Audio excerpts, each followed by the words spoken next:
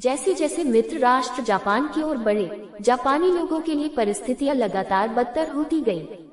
Japan का व्यापारी बेड़ा 1941 में 5250,000 सकल रजिस्टर टन से घटकर मार्च 1945 में 15,760,000 टन और अगस्त 1945 में 557,000 टन रह गया।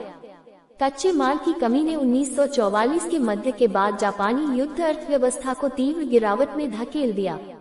नागरिक अर्थव्यवस्था, जो पूरे युद्ध के दौरान धीरे धीरे खराब हो गई थी, 1945 के मध्य तक विनाशकारी स्तर पर पहुंच गई। शिपिंग के नुकसान ने मछली पकड़ने के बेड़े को भी प्रभावित किया और 1945 की पकड़ 1941 की तुलना में केवल 22% थी। 1945 की चावल की फसल 1909 के बाद से सबसे खराब थी और भूख और कुपोषण व्यापक हो गया। अमेरिकी औद्योगिक उत्पादन जापान के मुकाबले बहुत बेहतर था।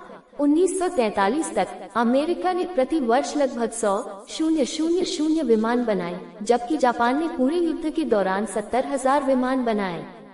फरवरी 1945 में राजकुमार फुमिमारो कोनोई ने सम्राट हिरोहितो को सलाह दी कि हार अपरिहार्य थी और उनसे पद छोड़ने का आग्रह किया। 8 मई 1945 को नाजी जर्मनी के आत्मसमर्पण से पहले ही प्रशांत युद्ध के सबसे बड़े ऑपरेशन डाउनफॉल जापान पर मित्र देशों के आक्रमण की योजनाएं चल रही थी। 10 ऑपरेशन के 2 भाग थे। अक्टूबर 1945 में शुरू होने वाला ऑपरेशन ओलंपिक में अमेरिका की छठी सेना द्वारा लैंडिंग की एक श्रृंखला शामिल थी, जिसका उद्देश्य दक्षिणी मुख्य जापानी द्वीप क्यूशू के दक्षिणी तिहाई हिस्से पर कब्जा करना था।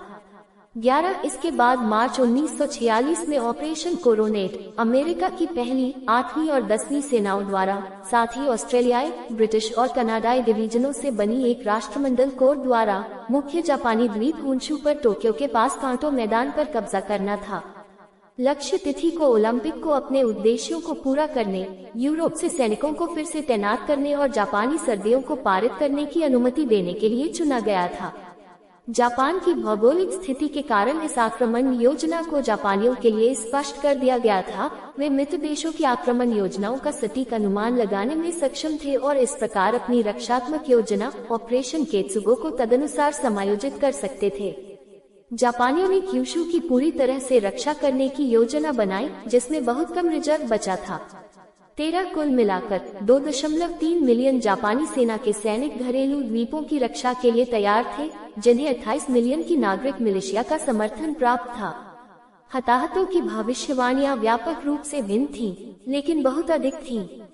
इंपीरियल जापानी नौसेना के जनरल स्टाफ के उप प्रमुख वाइस एडमिरल ताकीजिरो ओनिशी ने 20 मिलियन जापानी मौतों की भविष्यवाणी की। मार्शल ने एक ऐसे हथियार के इस्तेमाल पर विचार करना शुरू किया जो आसानी से उपलब्ध था और जो निश्चित रूप से अमेरिकी लोगों की जान की कीमत कम कर सकता था, जहरीली गैस।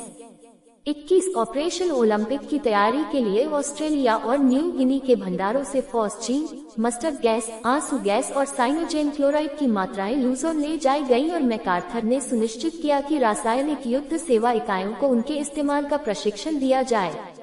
21 जैविक हथियारों के इस्तेमाल पर भी विचार किया गया, जबकि संयुक्त राज्य अमेरिका ने प्रशांत युद्ध से पहले जापान के खिलाफ हवाई अभियान की योजना विकसित की थी। संघर्ष के पहले हफ्तों में पश्चिमी प्रशांत में मित्र देशों के ठिकानों पर कब्जा करने का मतलब था कि यह आक्रमण 1944 के मध्य तक शुरू नहीं हुआ, जब लंबी दूरी की बोइंग B-29 सुपरफोर्ट्रेस युद्ध में इस्तेमाल के लिए तैयार हो गई। 23 ऑपरेशन मैटहॉर्न में भारत आधारित B-29 ने जापान में रणनीतिक लक्ष्यों पर कई छापे मारने के लिए चीन के चेंगदू के आसपास के ठिकानों पर हमला किया। 24 ये प्रयास अपने योजनाकारों द्वारा इच्छित रणनीतिक उद्देश्यों को प्राप्त करने में विफल रहा, जिसका मुख्य कारण रसद संबंधी समस्याएं, बमवर्षक की यांत्रिक कठिनाइयां, चीनी मंचन ठिकानों की भेद्यता और प्रमुख जापानी शहरों तक पहुंचने के लिए आवश्यक अत्यधिक दूरी थी। हेंसेल के उत्तराधिकारी मेजर जनरल कर्टिस लेमे ने जनवरी 1945 में कमान संभाली और शुरू में समान रूप से असंतोषजनक परिणामों के साथ समान सटीक बमबारी रणनीति का उपयोग करना जारी रखा।